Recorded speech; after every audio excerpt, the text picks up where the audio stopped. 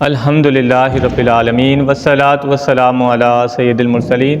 ایک نمازی بھائی نے سوال پوچھا کہ ان کی شادی کو 10 سے 12 سال کا عرصہ ہو گیا ہے، اولاد کے معاملات نہیں بن رہے ہیں، تو انہیں کسی نے مشورہ دیا ٹیسٹ ٹیوب بیبی کا کہ آیا یہ کرنا کیسا ہے، کیونکہ انہوں نے اس کے بارے میں مختلف آراء کو سنا ہے۔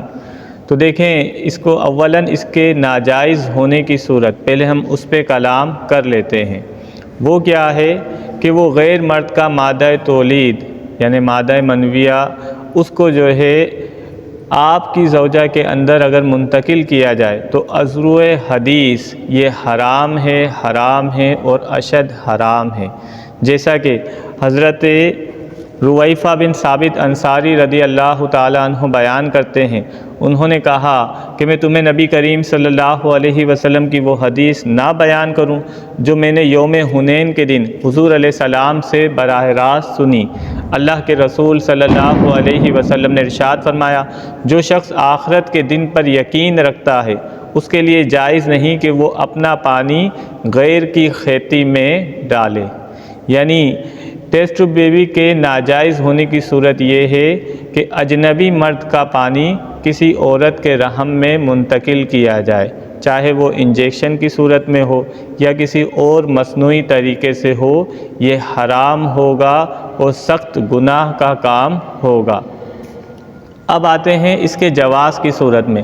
اس کے جواز کی صورت کیا ہے کہ مرد کا مادہ تولید اس میں تھوڑی کمی ہے، نقص ہے یا کسی وجہ سے وہ رحم میں نہیں پہنچ پا رہا ہے، تو ڈاکٹروں نے کہا کہ ہم آپ کے ہی مادہ تولید کو